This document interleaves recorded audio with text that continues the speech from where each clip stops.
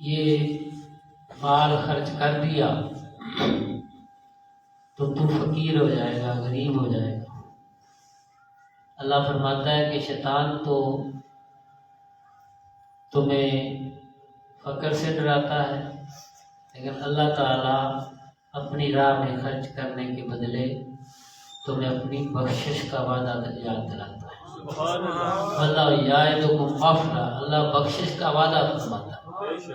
جب تم اللہ کی راہ میں خرچ کرتے ہو تو اللہ تعالیٰ تم سے بخشش اور مغفرت کا وعدہ کرتا ہے۔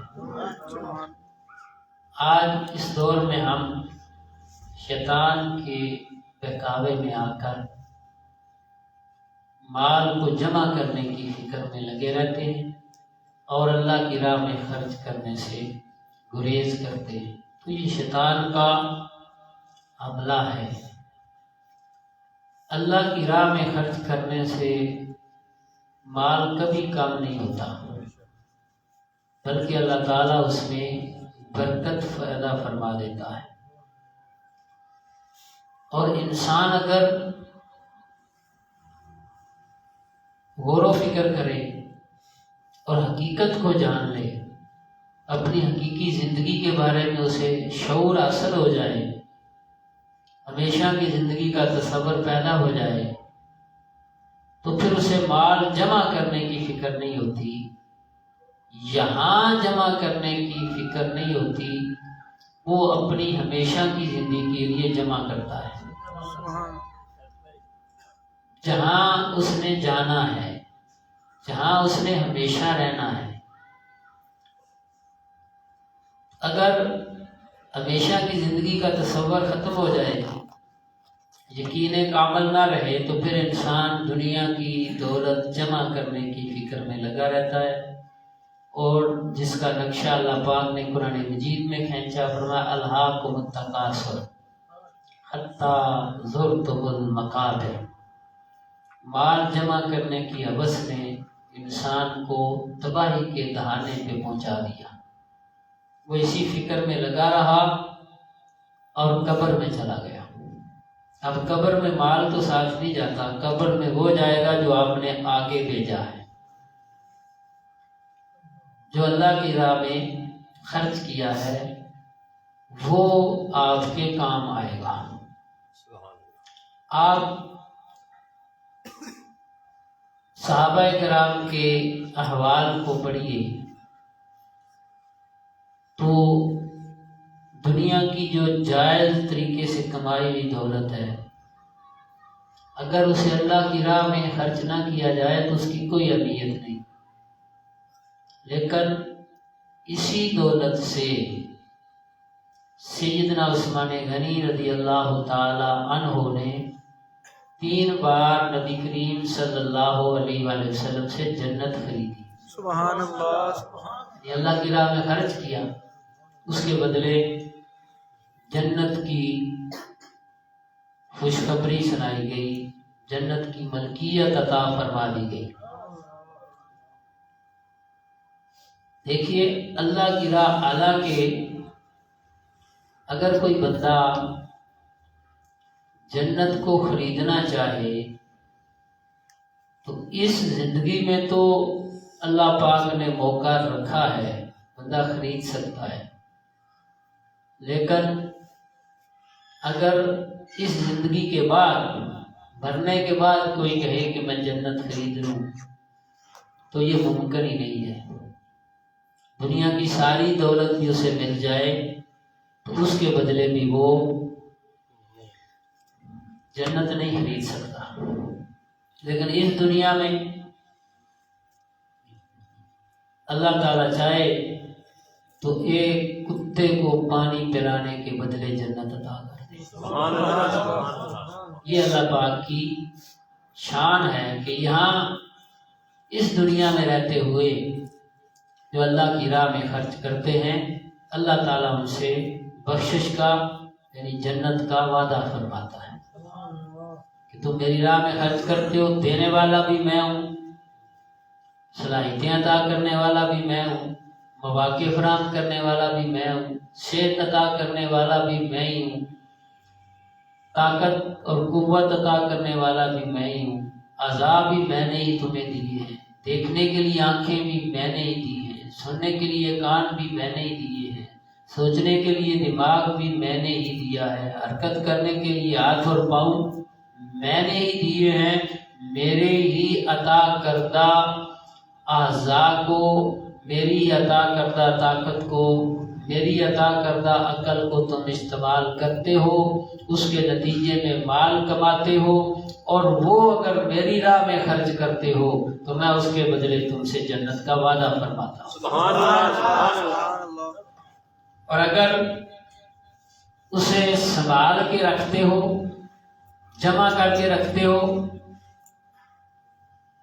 تو کھانا تو تم نے وہی ہے جو مقدر میں لکھا جا چکا ہے، اس کے علاوہ تم کھا نہیں سکتے۔ ایک بزرگ تھے، وہ اپنے کل کے لیے اپنے گھر میں کچھ نہیں رکھتے تھے۔ ان کی بیوی نے ان سے اس سلسلے میں بات کی کہ ہمارے گھر میں تو ہوتا ہی کچھ نہیں، تو آپ اپنے پاس کچھ نہیں رکھتے، جو کچھ ملتا ہے وہ آپ بانٹ دیتے ہیں، تقسیم کر دیتے ہیں، اور کل کے لیے آپ کچھ نہیں رکھتے۔ تو انہوں نے فرمایا کہ جن لوگوں کے پاس مال ہے ان کے حالات کو بھی تو نے ملاحظہ فرمایا، میں بھی دیکھتا ہوں۔ لوگوں کے پاس مال ہے میں بھی دیکھتا ہوں، وہ بھی کھانا کھاتے ہیں جو اللہ نے مقدر میں لکھا، ہم بھی جو اللہ نے لکھا ہوا ہے وہ کھاتے ہیں، لیکن ان کے پاس مال جمع ہے اور ہمارے پاس جمع نہیں ہے۔ اب جن کے پاس مال جمع ہے وہ صرف اور صرف اس مال کو دیکھتے ہیں اور سمجھتے ہیں کہ ہمارے پاس اتنا مال ہے، اس کے سوا ان کے کسی کام نہیں آتا، صرف یہ سمجھتے ہیں کہ اتنا مال ہمارے پاس ہے، اتنا جمع ہے، اور جمع کرنے کی فکر ہوتی ہے، اور دوسرا وہ مال کو دیکھتے ہیں، دیکھ ہم بھی لیتے ہیں، لیکن فرق یہ ہے کہ ہم سے چونکہ ہمارے پاس مال جمع نہیں ہے، حساب نہیں لیا جائے گا، ان سے حساب لیا جائے گا آخرت میں۔ تو پھر خسارے میں کون ہوا؟ مال جمع کرنے والا یا اللہ کی راہ میں خرچ کرنے والا؟ جمع کر کے رکھنے والا گھاٹے میں ہے کہ وہ حساب بھی دے گا، اور جس نے جمع کر کے نہیں رکھا اس سے کس بات کا حساب لیا جائے گا؟ تو فرمایا کہ عقل مندی کا تقاضا یہ ہے کہ ہم حساب کتاب میں پھنسنے کی بجائے مال اللہ کی راہ میں خرچ کر کے حساب کتاب سے بچ جائیں اور اللہ تعالیٰ کی بخشش کے مستحق ہو جائیں۔ ہم ہر بندہ دولت کی تمنا کرتا ہے، مال جمع کرنے کی فکر کرتا ہے، زیادہ سے زیادہ مال کمانے کی فکر میں ہوتا ہے، اور اس کو اللہ کا فضل سمجھتا ہے۔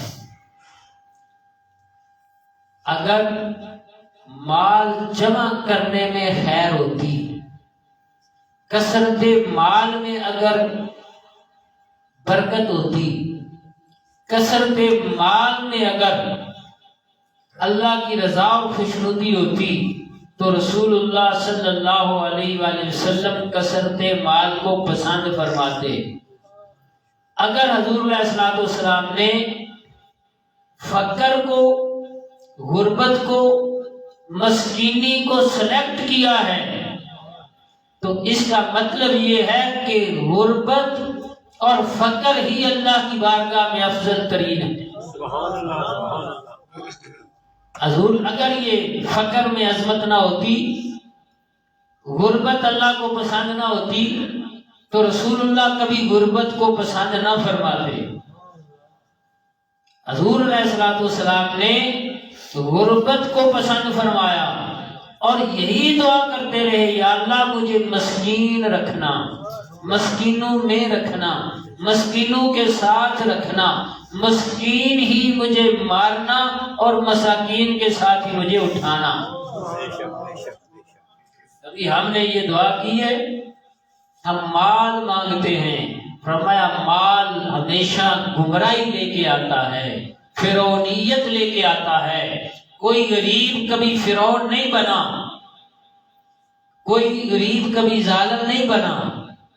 جتنے ظالم بنے وہ دولت کے بل بوتے پر بنے۔ یہ جاؤ منصب اور دولت انسان کو فرعون بناتی ہے اور غربت انسان کو اللہ کا بندہ بناتا ہے۔ سبحان اللہ، سبحان اللہ۔ اس لیے حضور علیہ الصلوۃ والسلام نے دولت طلب نہیں کی، زیادہ دولت کو پسند نہیں فرمایا، اور حضور نبی کریم صلی اللہ علیہ وآلہ وسلم نے فرمایا کہ مجھے یہ خوف نہیں رہا کہ میرے بعد تم پھر مشرک ہو جاؤ گے۔ میں نے شرک کا کلا کما کر دیا ہے، میں نے شرک کو مٹا دیا ہے، میں نے توحید کو تمہارے دلوں کے اندر راسخ فرما دیا ہے، میں نے توحید کو روشن فرما دیا ہے، اور میں نے عقیدہ توحید کو تمہارے سامنے واضح کر دیا ہے۔ اب مجھے یہ خطرہ نہیں رہا کہ میرے بعد تم مشرک ہو جاؤ گے۔ ہاں، ڈر اگر ہے تو اس بات کا ہے کہ دنیا کی دولت تمہارے پاس آئی تو تم گمراہ ہو جاؤ، دولت کی فراوانی تمہیں گمراہ کر دے گی۔ اب دیکھیے شرک کا خطرہ حضور علیہ الصلوۃ والسلام نے فرمایا مجھے نہیں ہے، لیکن کثرت مال کا خطرہ ہے کہ کثرت مال تمہارے پاس ہوئی تو تم گمراہی کی دلدل میں پھنس جاؤ گے۔ تو یہ نبی کریم صلی اللہ علیہ وآلہ وسلم کا یہ فرمانا، یہ شرک کا خوف نہیں رہا۔ اندازہ کریں کتنا بڑا سبب ہے گمراہی کا یہ دولت جس کے پیچھے ہم مارے مارے پھرتے ہیں، اور جب یہ اس دل میں محبت پیدا کر لیتی ہے، اپنی جڑیں جما لیتی ہے، تو پھر بندہ خرچ نہیں کرتا، پھر مال جمع کرنے کی ہوس میں بڑھتا ہی چلا جاتا ہے، حتیٰ کہ قبر میں چلا جاتا ہے اور وہ مال اس کے کسی کام نہیں آتا، بلکہ اس مال کا عذاب اسے دینا پڑتا ہے۔ تو جو اللہ کی راہ میں خرچ کرتے ہیں، اللہ رب العزت نے اپنے کلام مقدس میں ان لوگوں کی تعریف کی ہے، وَيُؤْثِرُونَ عَلَىٰ أَنفُسِهِمْ، کہ وہ ایثار کرتے ہیں اگرچہ وہ خود ضرورت مند بھی ہوتے ہیں، لیکن پھر بھی ایثار کرتے ہیں۔ چند احباب حضرت امام شافعی رحمۃ اللہ علیہ کے مہمان بنے، 30 سے زیادہ رات کا وقت تھا۔ اب وہاں کوئی ہوٹل وغیرہ تو تھا نہیں، کوئی انتظام نہیں تھا، کھانا کم تھا آپ کے پاس، لیکن آپ نے دسترخوان بچھایا۔ دسترخوان بچھا کے وہ 30 سے زائد آدمی تھے، مسلمان تھے، جو مہمان آئے۔ دسترخوان لگا کے آپ نے جو کھانا موجود تھا وہ دسترخوان پہ لگا دیا اور چراغ کو بجھا دیا کہ ہم خود نہیں کھائیں گے، کہ مہمان اب خود منہ ہلاتے رہے، اہل خانہ بھی اسی طرح منہ ہلاتے رہے۔ اب جب سب نے سمجھا کہ کھانا سب تناول فرما چکے ہیں تو چراغ کو جلایا، دیکھا تو وہ سارے کا سارا کھانا اسی طرح پڑا ہوا تھا۔ ہر ایک بندہ منہ ہلاتا رہا اور کھایا کچھ نہیں، کہ کھانا کم ہے دوسرا پیٹ بھر کے کھا لے، میری خیر ہے۔ آپ اندازہ کریں، یہ ہے ہمارے اسلاف کا کردار، یہ ہے اسلام کا کردار۔ آج ہم تو کہیں کوئی لگا تقسیم ہو رہا اور سینہ چھپٹی پڑ جاتی ہے، ایک دوسرے سے جناب گھسیٹتے ہیں، دھکے دیتے ہیں کہ مجھے ملے دوسرا کو ملے یا نہ ملے۔ یہ برعکس معاملہ چل نکلا ہے اسلام کے مزاج کے. خدا را مسلمانوں اسلام کے مزاج کو سمجھنے کی کوشش کرو. اسلام بانٹ کر کھانے کو ترجیح دیتا ہے، دوسرے کو کھلانے کو ترجیح دیتا ہے.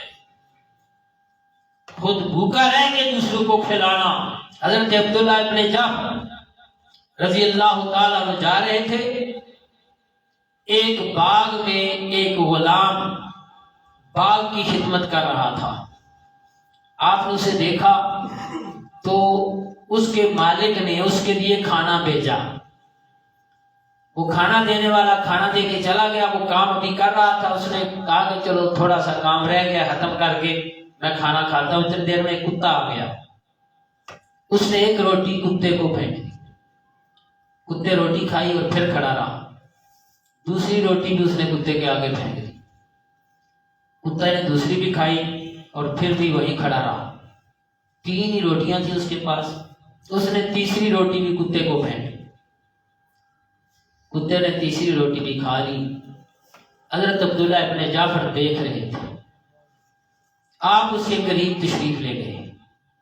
آپ نے جا کر اسے کہا کہ بھائی تو کون ہے؟ اس نے کہا میں فلاں بندے کا غلام ہوں، یہاں کام کرتا ہوں. آپ نے کہا کہ تیرے لیے کتنی روٹیاں آتی ہیں؟ اس نے کہا جی آپ نے دیکھا 3 روٹیاں آتی ہیں. تو آپ نے فرمایا کہ تو نے وہ تینوں تو کتے کے آگے پھینک دی اور خود تو نے کچھ کھایا ہی نہیں.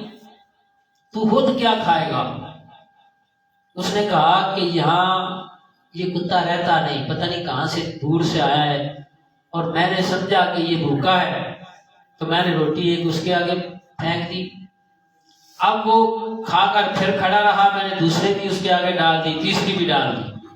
تو آپ نے کہا تو آپ کیا کھائے گا؟ اس نے کہا کوئی بات نہیں، میں آج فاقہ کر لوں گا. میں آج فاقہ کر لوں گا.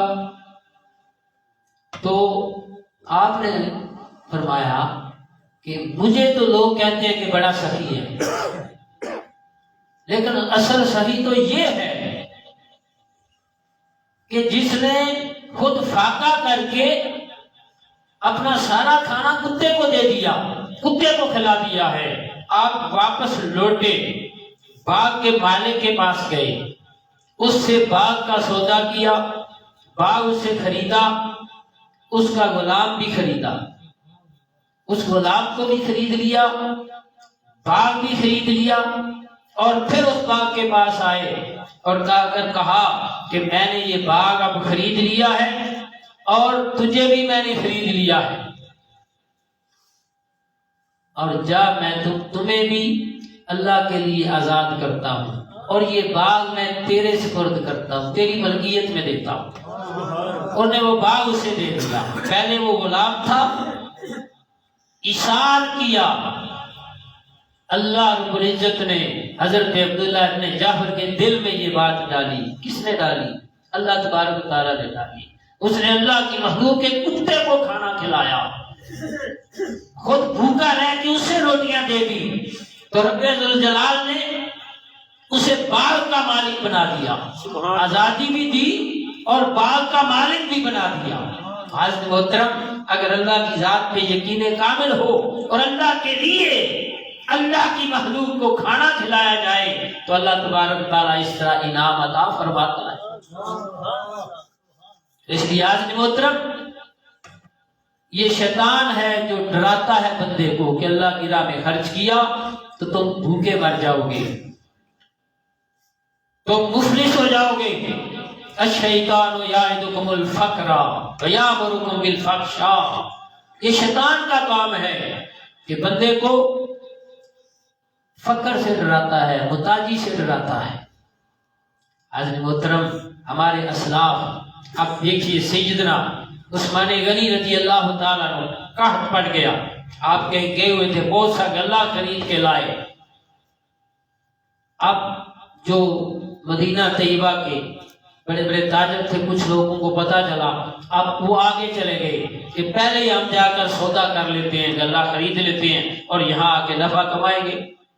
جب آپ کے ساتھ انہوں نے بات چیت شروع کی تو انہوں نے کہا جی آپ دگنا نفع لے لیں اور یہ سارا مال ہمیں دے دیں. آپ نے فرمایا نہیں مجھے اس سے زیادہ کی ضرورت ہے، حتیٰ کہ 3 گنا 4 گنا 5 گنا آپ نے فرمایا کہ نہیں مجھے اس سے 10 گنا ان کا جتنے کا تم نے خریدا ہے 10 گنا زیادہ ہم سے لے لو اور ہمیں دے دو۔ آپ نے فرمایا نہیں مجھے تو اس سے بھی زیادہ کی ضرورت ہے۔ وہ پریشان ہو گئے کہ سیدنا عثمان غنی رضی اللہ تعالیٰ عنہ کیا فرق کر رہے ہیں، اب ہمیں دے ہی نہیں رہے، ہم 10 گنا نفع دے رہے ہیں، آپ نے مجھے اس سے کئی گنا زیادہ چاہیے۔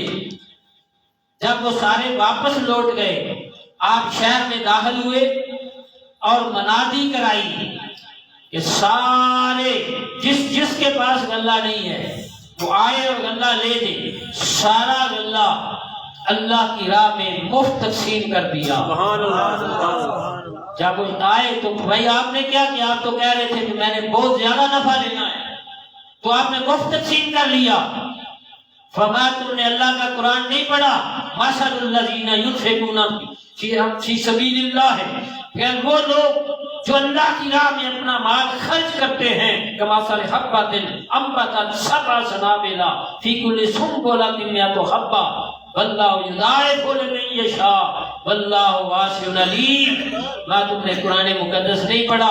اللہ فرماتا ہے کہ اللہ کی راہ میں خرچ کرنے والے کی مثال اس طرح ہے کہ جس طرح ایک دانہ تم زمین میں بوتے ہو، اللہ اس سے 7 بالیں نکالتا ہے، اس پہ 7 سکے لگتے ہیں اور ہر سکے کے اندر 100 دانہ ہوتا ہے۔ ایک کے بدلے اللہ جس طرح پریکٹیکلی تمہارا مشاہدہ ہے کہ اللہ زمین سے تمہیں جب 700 دانہ ایک کے بدلے دیتا ہے تو اللہ اس مثال کو دیکھ کر سمجھا رہا ہے کہ تم اس مثال کو دیکھو کہ جو خدا تمہیں زمین میں ایک دانہ بونے کے بدلے 700 دے سکتا ہے وہ اللہ کی راہ میں ایک درہم خیرات کرنے سے 700 درہم بھی دے سکتا ہے۔ اللہ چاہے تو اس سے بھی زیادہ عطا فرما دے۔ واللہ واسع علیم، اور اللہ وسعت والا بھی ہے اور تمہارے دلوں کی نیتوں کو جاننے والا بھی ہے۔ جس نیت سے تم دو گے اللہ تبارک تعالیٰ اسی طرح تمہارے ساتھ معاملہ فرمائے گا۔ اگر اللہ کی رضا کے لیے تم خرچ کرو گے تو اللہ تبارک تعالیٰ تمہیں اپنی رضا عطا فرمائے گا۔ تو اللہ جاننے والا بھی ہے اور بڑی وسعت والا ہے۔ تو حضرت محترم یہ مال جتنا جمع کیا اس کا کل اللہ کی عدالت میں حساب دینا ہوگا۔ اگر اللہ کی راہ میں خرچ کر دیا تو پھر اس کا کوئی حساب نہیں۔ حضور کے اسوہ حسنہ کا جو ترہ امتیاز ہے، حضور کے اہل بیت کا، حضور کے صحابہ کا جو طرز عمل تھا وہ یہی تھا کہ وہ اپنے ضرورت پر دوسروں کو ترجیح دیا کرتے تھے، دوسرے کو ترجیح دیا کرتے تھے۔ رسول اللہ نے جب مفاخات مدینہ قائم کی حضرت عبد الرحمن کو حضرت ربیع کا بھائی بنایا، وہ مالدار تھے، انہوں نے کہا 2 ان کی بیویاں تھیں اور یہ ابھی غیر شادی شدہ تھے، انہوں نے کہا بھئی جتنا مال میرا ہے آج کے بعد رسول اللہ نے مجھے تمہارا بھائی بنایا، اب آدھا میرا اور آدھا تیرا، آدھا مال ان کے حوالے کر دیا، یہ آدھا تمہارا ہے، اور کہا کہ اب میری دونوں بیویوں میں سے جو تمہیں پسند ہے میں اسے طلاق دیتا ہوں، عدت گزارنے کے بعد تم اس کے ساتھ شادی کر لینا۔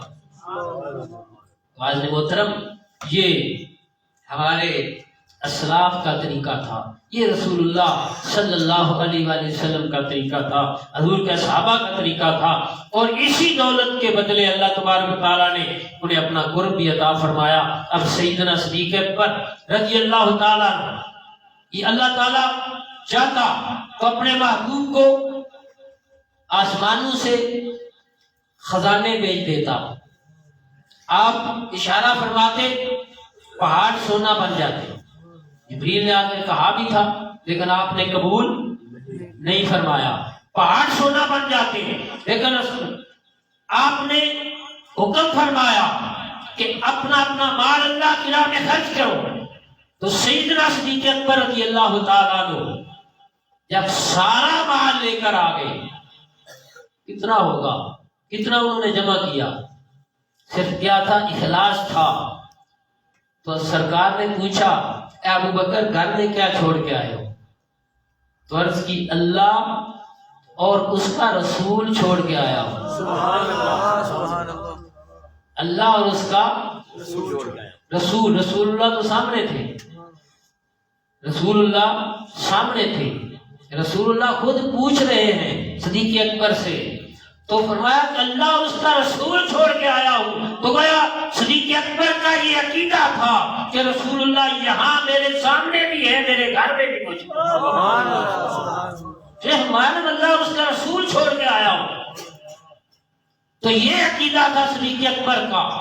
اب خود ایک تاج کا لباس پہنا ہوا تھا، کانٹوں کے بٹن لگائے، ایک سوئی بھی گھر میں نہیں رکھی، سب کچھ لا کر پیش کر دیا۔ تو اللہ تبارک و تعالیٰ نے پھر جبریل کو بھیجا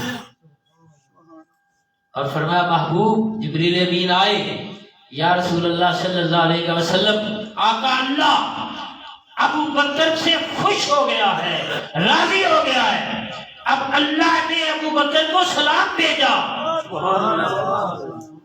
سلام بھیجا ہے، اور اللہ فرماتا ہے کہ ابو بکر سے پوچھو کہ اس حالت فقر میں مجھ سے راضی ہے؟ اللہ پیغام بھیج رہا ہے کہ ابو بکر مجھ سے راضی ہے۔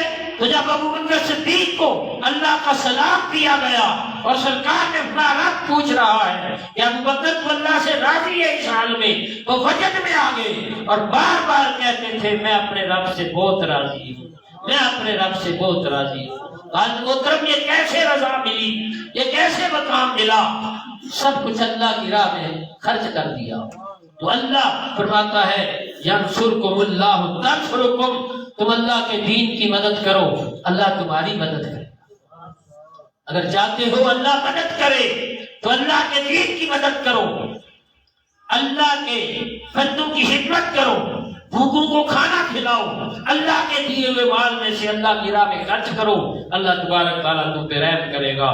تو اس لیے غرباء اور مساکین کو اور قرآن پڑھنے والوں کو کھانا کھلانے کا بہت بڑا اجر ہے۔ اللہ رب العزت ہم سب کو دین متین کی خدمت کی توفیق عطا فرمائے۔